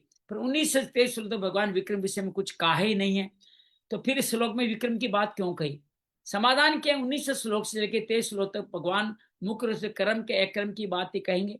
सब कर्म अकर्म हो जाए, कर्म करते बंद नहीं हो। विक्रम कर्म के बहुत पास पड़ता है। कर्मों से कामना करना ही विक्रम का मुख्य हेतु है। अतः कामना का त्याग करने के लिए तथा विक्रम को निष्कर्ष बताने के लिए भगवान ने विक्रम का नाम दिया। जैसे मैंने कहा कई संत इसको बड़े ही सन्यासियों द्वारा किए हुए कर्म बताते हैं। जिस भावना से जिस भावना से कर्म होते हैं उसी कामना के अधिक बढ़ने पर विक्रम होने लगते हैं, अर्थात कर्म ही विक्रम बदलता है। जब आपके भोगों के लालसा और बढ़ती है तो आप, जैसे मैंने कही आपसे ना, दारू पीने के लिए लोग अपनी पत्नी को मार देते हैं, अपने माँ को उत्कर्ष दे देते हैं, तो कर्म तो फल इच्छा वाला कर रहे हैं, लेकिन साथ में विक्रम निषिद्ध कर्म भी कर रहे हैं। कामना नष्ट हो जाए तो कर्म अक्रम है, तो फिर विक्रम भी खत्म हो जाएगा अपने आप। तो विवेक, इसलिए विक्रम के विवेचन की जरूरत नहीं है। भगवान कहते तुम अक्रम में स्थापित हो जाओ, जब कर्म ही नहीं होगा तो विक्रम क्यों होगा। तो विक्रम का मूल कारण कामना है, और आगे भी कहेंगे काम संकल्प वर्जिता त्यक्त्वा कर्म फलासंगम निराशीर समसिदा वसिदोच गत संगस्य ज्ञाचर। तो कामना के त्याग का वर्णन के लिए इस श्लोक में विक्रम को जानने की बात की गई है। हमारे दूसरों लब्धि परिणाम में किस कर्म का क्या फल होता है समझना बड़ा कठिन है। किसी कर्म को मनुष्य अपना हित समझता है पर हो जाता है हित, यह लाभ के लिए करता है पर हो जाता है नुकसान, पर सुख के लिए करता है पर मिलता है दुख। कारण क्या है? कर्तृत्व अभिमान है और फलेच्छा सुखा सकती है। इस कारण से आप कर्म की गति को समझ नहीं सकते। तो आप समझिएगा, आप कार्य सेवा कार्य कर रहे हो तो आपका हित होगा, अपने लिए कर रहे हो तो अहित हो सकता है। काम एक ही है। अब भगवान 18 श्लोक और पढ़ लेते हैं। अब भगवान कर्मों के तत्वों की जान मनुष्य की प्रशंसा करते हैं। भगवान बार बार किसकी प्रशंसा कर रहे हैं? उसी सिद्ध तत्वदर्शी स्थित प्रज्ञ की, जो मुक्त की तरफ बढ़ चुका है, अपने समान हो चुका है। एक तो भगवान अपनी ही प्रशंसा कर रहे हैं, क्योंकि वो कह रहे हैं मैं वैसा ही हूं। कर्मण्य अकर्म यह पश्चेद कर्मणि च कर्म यह सबुद्धिमान मनुष्येषु सयुक्त कर्षण क्रम कर। जो मनुष्य कर्म में एक कर्म देखता है, अभी जो हम बात करके हैं, और जो एक कर्म में कर्म देखता है वह मनुष्य बुद्धिमान है। अर्थात आप कुछ बिना इच्छा के, बिना फल शक्ति के जो करो वही कर्म है, ऐसा देखने वाला बुद्धिमान है। कर्म करते समय फल इच्छा नहीं करने वाला भी बुद्धिमान है। वह योगी भी वही है, और संपूर्ण कर्मों को कृत कृत्य वही सही तरह से कर्म को करना जानता है। तो भगवान बार बार कहते हैं कि कामना ही आसुरी संपत्ति विक्रम का कारण है। कर्म ने कर्म यह पश्चित कर्म में एक क्रम देखने, तात्पर्य कर्म करते हुए न कर निर्लिप्त रहना, अपने कोई प्रवृत्ति अमुक कर्म मैं करता हूं, इस कर्म का अमुक फल मुझे मिले, ऐसा भाव करने से कर्म मनुष्य कर्मों से बंधेगा। प्रत्येक कर्म का आरंभ और अंत होता है, फल भी आरंभ और अंत होने वाला ही होते हैं, पर जीव नित्य निरंतर रहता है। आपकी आत्मा तो रहेगी, शरीर में पढ़ चुके हो आप। जीव स्वयं परिवर्तनशील कर्म, उसके फल सर्वथा संबंध रहित है, वो उसको कोई मतलब नहीं आपके कर्म से वो, लेकिन आप फल की इच्छा करने के कारण वो बार बार जन्म मरण की से बंधता है। अर्थात ये शरीर ही शरीरी को बार बार जन्म लेने के मजबूर करता है। इसलिए भगवान ने कहा मेरे कर्म नहीं बांधते, क्योंकि कर्म फल मेरी स्प्रा नहीं है। फल की इच्छा न रखने से नया राग उत्पन्न नहीं होता। दूसरों कर्म से पुराना राग, अच्छा पुराना राग नष्ट कैसे होगा? सेवा कार्य करे। फल की दो भाग है, फल की इच्छा नहीं रखी तो नया राग नहीं उत्पन्न हुआ, अर्थात नया कर्म नहीं बना। दूसरों के लिए काम किया तो पुराना राग भी नष्ट हो जाए। ये एक्स्ट्रा फायदा है, ये प्लस बेनिफिट। जैसे भगवान के दाते ना प्रसाद के भगवान तुलसी एक्स्ट्रा देते हैं, तो जो ही आप सेवा कार्य करोगे आपका पुराना राग नष्ट हो जाएगा। राग रूप बंधन साधक स्वरूपता वीत राग हो जाएगा। वीत राग होने सब कर्म उसके अकर्म हो जाएंगे। जीव का जन्म कर्मों के अनुबंध, ये अनुबंध किसने किया? हमने किया पूर्व जन्म में। जिस परिवार ने जन्म लिया है उस परिवार के लोगों से ऋणानुबंध, 4 तरह के पितृ ऋण, मातृ ऋण, भूमि का ऋण, समाज का ऋण, गुरु का ऋण, ये 5 तरह के ऋण हमारे अंदर होते हैं। हमें इसका ऋण चुकाना है, इससे ऋण वसूल करना है। इसी कारण से हमारा जन्म है। अनेक जन्मों में अनेक लोगों से जो लिया है, अन्य लोगों को दिया है। ये लेन देन का विवाह अनेक कर्म। देखिए यूं समझिए, कोई आपके पैसे आपने उधार दिए, पैसे नहीं दे रहा है, इसका तात्पर्य क्या है? आपने इससे पहले ले रखे थे, वो आपने चुका दिए, मुक्त हो जाइए। क्यों परेशान होते हो? क्यों परेशान होते हो? और आप किसी का पैसा नहीं चुका पा रहे हैं तो यहाँ भी गिल्ट में नहीं रहो, मुक्त हो जाओ। हो सकता है मैंने इसको पहले दे रखो, इसने मुझे चुका है। सलाह मेरे पास है ना, गांव में कई लोग आए कि हमारे पास तुम्हारे दादाजी के दिए हुए इतने पैसे पड़े हैं, ये आप ले लो। मेरे को तो कुछ पता ही नहीं है। कहीं हमें मुक्त होना है, आगे नहीं बढ़ाना है, आप ये पैसे अपने पास रख लो। तो लेन देन का व्यवहार अनेक जन्मों से चल रहा है, इनको बंद किए बिना जन्म मरण से छुटकारा नहीं। ये बैलेंस शीट बंद करनी होगी, आगे से लेना बंद कर दे, अर्थात अधिकार का त्याग कर दे। हमारा जिनका अधिकार उनकी सेवा करना प्रारंभ कर दे। इसका इस प्रकार नया ऋण ले नहीं, पुराना ऋण चुका दे। दूसरे कर्म के ऋणानुबंध व्यवहार समाप्त हो जाएगा, अर्थात जन्म मरण बंद हो जाएगा। दुकानदार अपनी दुकान उठाना चाहे तो क्या करेगा? पहले जिसको देना उसको देगा, जिसे लेना वो ले लेगा, तो छोड़ देगा। ऐसा करने से उसकी दुकान उठ जाएगी। हमारी दुकान उठानी है तो भी हमें यही करना पड़ेगा।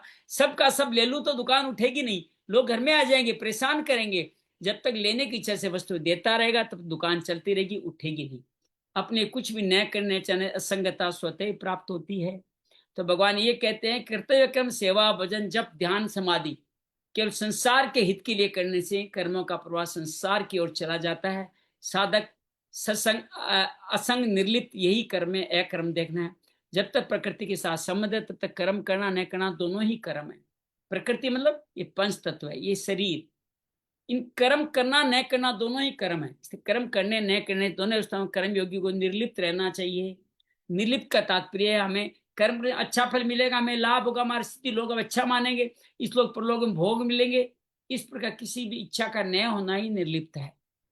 कर्म न करने निर्लिप्त का कर्मों का त्याग, हमें मान आदर भोग शरीर का आराम इन सब की इच्छा नहीं होना, दुख समझ के सारी कलक से बचे कर्म न करना राजस त्याग। भगवान ये बताएंगे त्याग के बारे में 18वें अध्याय में। शारीरिक क्लेश के वैसे, अरे ये कौन करेगा, योग कौन करेगा, यहाँ कौन जाएगा, वो राजस त्याग है। मोह आलस्य प्रमाद के कारण कर्म न करना तामस त्याग है। तीनों त्याग सर्वथा त्याज्य, ये नहीं, त्याग काम के नहीं है, इन त्याग का भी त्याग कर दें तथा राजस त्याग और सत्व त्याग तमस त्याग न करें।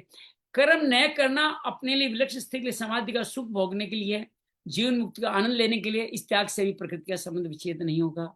जब तक कर्म करने संबंध है तो प्रकृति संबंध है। अकर्म नहीं चाहे कर्म है, अकर्म में कर्म देखने का तात्पर्य क्या, निर्लिप्त रहते हुए कर्म करना। ये बातें बार बार भगवान रिपीट कर रहे हैं। संसार में कोई काल प्रवृत्त होना, उस प्रवृत्ति करना और निवृत्ति न करना दोनों ही आते हैं। किसी का प्रवृत्ति किसी में निवृत्ति। परम योग की प्रवृत्ति निवृत्ति दोनों ही निर्लिप्तता पूर्वक संसार के हित के लिए होती है। प्रवृत्ति निवृत्ति दोनों से उसका कोई प्रयोजन नहीं था। निवृत्त से करते ना तो ना करते न कृष्ण, प्रयोजन होता है तो कर्मयोगी नहीं है, प्रति कर्मी है। जब तक प्रकृति से अपना संबंध मानता है तब तक अपनी सांसारिक उन्नति मानता है, कर्म न करने से परमार्थ उन्नति मानता है। तो इस तरह से भगवान योगस्थ कुरु कर्माणि पद से कहा है, प्रवृत्ति निवृत्ति दोनों कर्म है, दोनों में रहते हुए प्रवृत्ति अथवा निर्लिप्त रहते हो तो आप मुक्त हो जाते हो। अब यहाँ एक शंका के बारे में सवाल पूछा किसी ने, कर्म करते न करते निर्लिप्त रहना और निर्लिप्त रहते हो कर्म करना, अर्थात इन दोनों में एक कर्म अर्थात एक निर्लिप्तता ही मुख्य हुई। फिर भगवान ने कर्म अकर्म कर्म ये दो बातें क्यों कही? समाधान क्या है? कर्म अकर्म अकर्म कर्म, इन दोनों में एक निर्लिप्तता सार होते हुए कर्म और अकर्म, कर्म करते हो न करते दोनों अवस्थाओं में निर्लिप्तता की मुख्यता है। दूसरे में निर्लिप्त रहते हुए कर्म करना अर्थात न करने की मुख्यता है। तो ज्ञान योगी क्या करे, पहले से निर्लिप्त हो जाए, कर्म करने न करने की मुख्यता है। निर्लिप्तता अपने लिए, कर्म संसार के लिए। निर्लिप्तता के संबंध के साथ कर्म करने न करने संसार के साथ संबंध होता है। इसलिए भगवान बार बार ये कहने वाले हैं, निर्लिप्तता स्वधर्म और कर्म करना अथवा न करना परधर्म है। निर्लिप्तता स्वधर्म है, क्या परधर्म है? न करना। दोनों का विभाग अलग, दोनों बातें कर्मों में अकर्म अकर्म कर्म, ये दोनों बातें कर्म योग की है। प्रकृति संबंध विच्छेद हो जाए तो लोक संग्रह के लिए कर्मों करना अथवा न करना होता रहता है। दोनों ही गीता के सिद्धांत है। प्रवृत्ति करना निवृत्ति न करना दोनों ही प्रकृति के राज्य में। प्रकृति निरंतर परिवर्तनशील है, प्रत्येक आरंभ और अंत। अच्छा, निवृत्ति किसके लिए है? जो सिद्ध हो चुका है, संन्यास हो चुका है, उसके लिए करना न करना कोई मैटर नहीं कर। हालांकि कहा गया वो भी करे लोगों को प्रेरणा देने के लिए, लेकिन हम सब लोग जो ग्रस्त है, हम लोग, हमें कर्म करना है, प्रवृत्त होना ही होगा और फल न चाहना ही निवृत्ति है। इस तरह भगवान बुद्धिमान मनुष्य शिव, कौन बुद्धिमान है? जो कर्म में अकर्म देखता है, अकर्म में कर्म देखता है, निर्लिप्त रहता है, वही बुद्धिमान है। तो भगवान बार बार कहते हैं कर्म आदि अंत वाले हैं, मैं नित्य रहने वाला हूँ, मैं नित्य रहने वाला हूँ। कहते तुम तो मेहमान हो, चले जाओगे, मुझे तो इस घर में बने रहना है। तो वो क्या कह रहा है कि मैं जीव है, वो कहता है मुझे तो हमेशा रहना है, तुम कर्म चले जाओगे, इसलिए मैं निर्लिप्त रहूंगा। तो काजल की कोठरी में प्रवेश करने पर भी काजल से निर्लिप्त रहना साधारण बुद्धिमान नहीं कर सकता। जो निर्लिप्त है वही ऐसा कर पाएगा। भगवान इसको मेधावी कहा है। मनुष्य बुद्धिमान करके कर्म में अकर्म अकर्म कर्म के तत्व को जान लेता है। आप और हम सब भी बुद्धिमान हो जाएंगे साहब, अगर ये जान लें तो। बुद्धिमान का तात्पर्य विवेकशील, जो आप में स्वतः सिद्ध है। कर्मयोगी सिद्धि सिद्धि में सम रहता है, कर्म का फल मिले न मिले समता नहीं होती, और यही समता है, यही योग है। और ये प्राणी माता परमात्मा स्वतः सिद्ध नित्य योग है। संसार संबंध मान लिया, नित्य को भूल गया। जड़ के संबंध प्रमाण नित्य संबंध को करना, ये कार्य करता रहता है। कर्मयोगी फलेच्छा ममता आसक्ति का त्याग करके दूसरों के लिए करते हुए कर्म करता है। बार बार यही बात है, यही बात बार बार है। जब कुछ पाना शेष रहता है तब तक करना शेष रहता है। जब कुछ ना कुछ पाने की इच्छा रहती है तब तक करने का राग नहीं मिटता। तो कब तक कर्म करते रहोगे? जब तक इच्छा रहेगी। नाशवान कर्मों से फैलने वाला फल भी नाशवान है, इसलिए हमें ये सब नहीं करना। करना जानना पाना से कर्मयोगी अशुभ संसार के बंधन से मुक्त होगा। एक विभाग कर्म का है, एक विभाग अकर्म का है। इन तीनों दोनों में अकर्म ही सार तत्व है। जो मनुष्य कर्म में अकर्म देखता है अर्थात कर्म करते हुए निर्लिप्त नहीं रहता है, वो अकर्म में कर्म देखता है अर्थात निर्लिप्त रहते हुए कर्म करता है। इसके लिए कुछ नहीं कर, कुछ करना जानना पाना शेष नहीं था। इसके 3 सूत्र है। I want nothing, I am doing nothing, I am nothing. इसको अच्छा है अकार्य अकिंचन भी कहा गया है।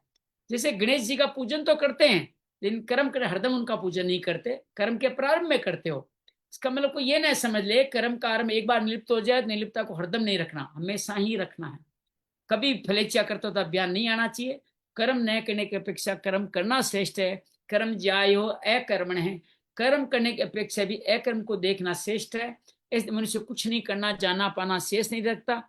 मनुष्य में फलेच्छा करता तो बयान नहीं रहना चाहिए, दोनों ही मनुष्य बांधे। भगवान आगे एक कर्म में कर्म और एक कर्म दोनों कर्मों का तत्व है मैं सिद्ध महायोगी के एंगल से बताने वाले हैं। उम्मीद है आप सबने आनंद लिया हो। निवेदन करूंगा आप तीनों श्लोक पढ़ें, 16, 17, 18 तीनों श्लोक पढ़ने का भाव रखें। बड़े सुंदर है। कर्म अकर्म को समझ गए तो गीता कर्मयोग पूरा समझ में आ गया। चलिए और बताइए। किं कर्मेति कवयोऽप्यत्र मोहिताः तत्ते कर्म प्रवक्ष्यामि यज्ञात्वा मोक्ष्यसे शुभात् कर्मणो ह्यपि बोध्यं च विकर्मणः अकर्मणश्च बोद्धव्यं गहना कर्मणो गतिः कर्मण्यकर्म यः पश्येद् अकर्मणि च कर्म यः स बुद्धिमान् मनुष्येषु स युक्तः कृत्स्न कर्म कृत्। क्या कहते हैं भगवान तीनों श्लोकों में अंजलि? तीनों श्लोकों में भगवान कर्म और अकर्म की बात करते हैं, विकर्म के बारे में भी बताते हैं। वो क्या बोलते हैं कि कर्म क्या है अकर्म क्या है, इसका निर्णय करने में बुद्धिमान पुरुष जो हैं वो मोहित हो जाते हैं।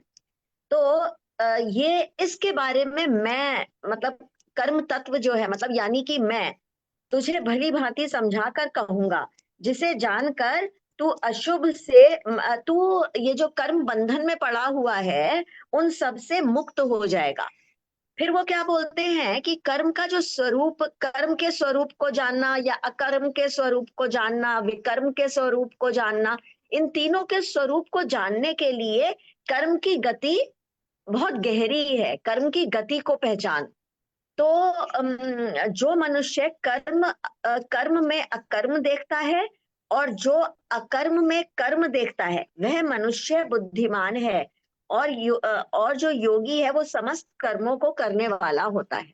बहुत बढ़िया, बहुत बढ़िया। सरला आप भी पढ़े तीनों श्लोकों को, बहुत सुंदर बताया है। और मुझे उम्मीद है आप बार बार पढ़ेंगे तो कर्म अकर्म विक्रम समझ में आपको आ ही जाने वाला है, क्योंकि आप स्वयं ऐसा ही कार्य करते हैं। हाँ सरला बोलिए। किं कर्मेति कवयोऽप्यत्र मोहिताः तत्ते कर्म प्रवक्ष्यामि यज्ञात्वा मोक्ष्यसे शुभात् कर्मणो यपि बोद्धव्यै च विकर्मणः अकर्मणश्च बोद्धव्यं गहना कर्मणो गतिः कर्मण्यकर्म यः पश्येत् अकर्मणि च कर्म यः स बुद्धिमान् मनुष्येषु स युक्तः कृत्स्न कर्म कृत्। क्या मतलब समझ में आया इसका, बताएं थोड़ा।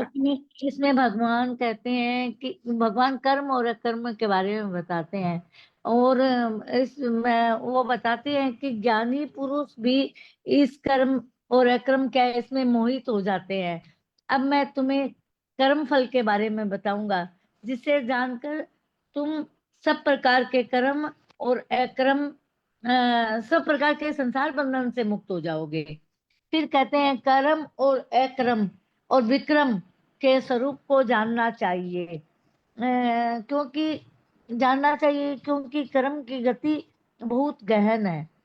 और फिर कहते हैं कि जो मनुष्य कर्म में अकर्म और अकर्म में कर्म देखता है, वो मनुष्य मनुष्य में बुद्धिमान है और संपूर्ण कर्मों को करने वाला है, यह योगी भी है। बहुत बहुत उम्मीद है आपने थोड़ा बहुत समझा होगा। कल भगवान, थोड़ा बहुत तो समझा ही है।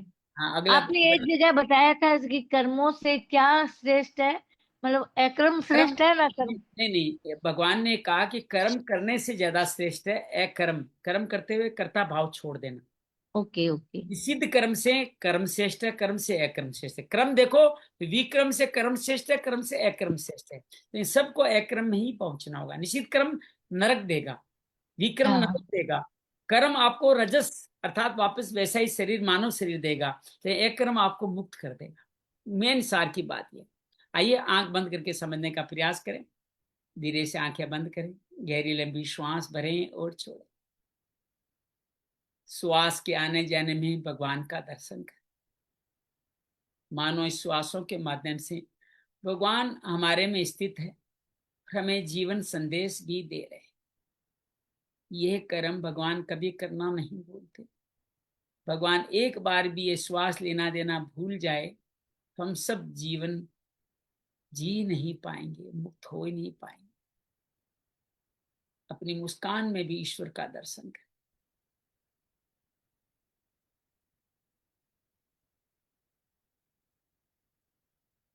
हम सब लोग कुछ न कुछ करते ही रहते। इस शरीर के पालन के लिए कर्म करते हैं, इस संसार के पालन के लिए कर्म करते हैं। अपनी प्रशंसा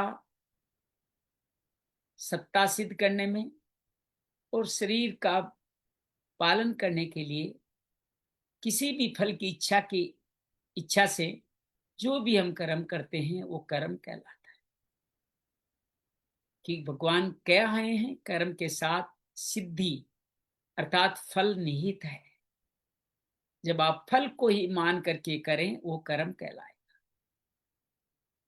और देवताओं से भी यही कर्म ही संपन्न होता है, अर्थात वो हमारा कल्याण नहीं करने।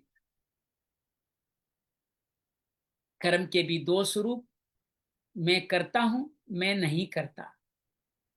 ये दोनों ही कामना अहंकार से मोहित है। मैं झूठ नहीं बोलता, मैं ये खाना नहीं खाता, या मैं इस तरह का कार्य नहीं करता। ये सब भी कर्ता भाव के साथ जुड़े हुए हैं। ये सब भी अहंकार तुल जन्य है, कामना जन्य है। और इस सारे के सारे न करना अकर्म नहीं है। कर्म करना अकर्म है बिना फल की इच्छा के। तो मैं कुछ नहीं करता, ये भी कर्म ही कहलाएगा। गहरी लंबी श्वास भरें और छोड़ें। हम एक क्षण भी बिना कर्म किए ना रह नहीं सकते। तीनों गुणों के प्रति सजग हो जाएं, तमस रजस सत्व। जब जब जैसा जैसा समय रहेगा तब तब हम उसी के अनुकूल कर्म करने ही वाले। प्रमाद आलस्य विपरीत बुद्धि तमस के कारण होता है। भोगों की इच्छा, भोगों से फल की प्राप्ति का भाव, प्रशंसा, आलोचना, ये सब रजस के कारण होता है, जो कामना के कारण बढ़ती है। और सत्व के अंदर भी कार्य, आप सेवा कार्य करते हो, सत्व कार्य भी अगर फल की दूसरों के नुकसान पहुंचाने के लिए आप सत्व कर रहे हो तो वो सत्व कर्म भी तमस हो सकता है। किसी प्रतिफल की इच्छा में कर रहे हो, सत्व कर्म भी रजस हो सकता है। और आप इस कार्य को प्रभु प्राप्ति के लिए, प्रभु के लिए कर रहे हो तो ये सत्व कर्म कहलाएगा। अकर्म तमस रजस सत्व के अधीन समस्त इंद्रियों के विषयों के कारण जो भी कार्य हम कर रहे हैं उसमें कर्ता भाव न देखें। आई एम डूइंग नथिंग, मैं कुछ नहीं कर रहा। कोई इच्छा न रखें, आई वांट नथिंग, मैं कुछ नहीं चाहता। आई एम नथिंग, करता ही कोई संपूर्ण कर दे, करता ही नहीं रहे, आई एम नथिंग, मैं कुछ नहीं हूं। ये तीनों भाव से जब आप कार्य करते हैं तो यह आपका हर कर्म अकर्म हो जाएगा। एक कसाई जो जीवों को काटता है वो भी इन तीनों भावों के साथ लगा रहे तो उसका कर्म अकर्म हो जाएगा। इस अकर्म को समझ लें तो हम कर्म की इस गहन गति को समझ लें। जो ये समझ लें वो बुद्धिमान धीर।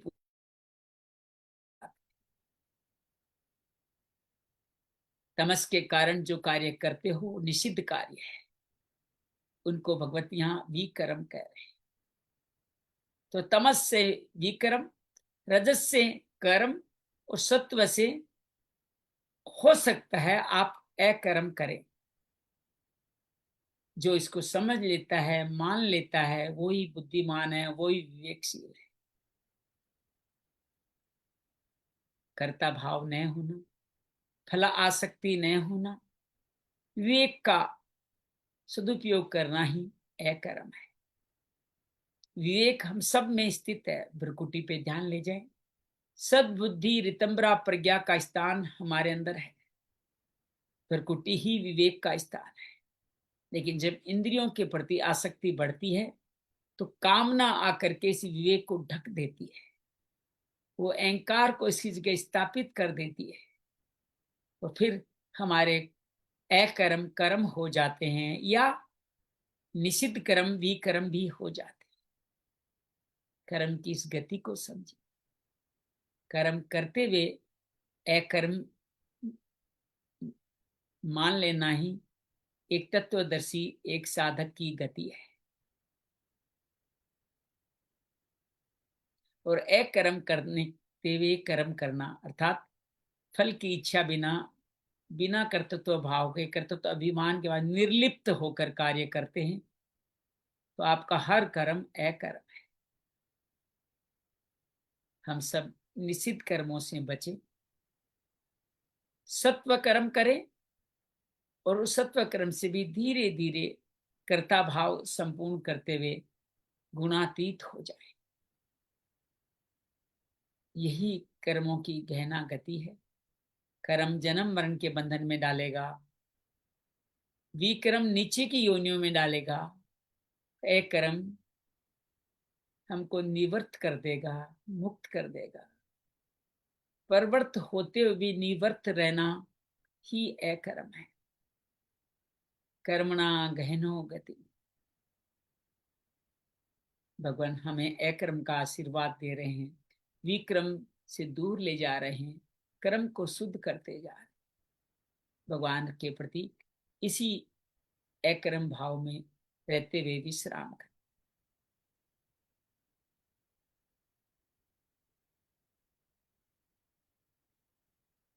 जय मां भगवत गीते, जय जय मां भगवत गीते।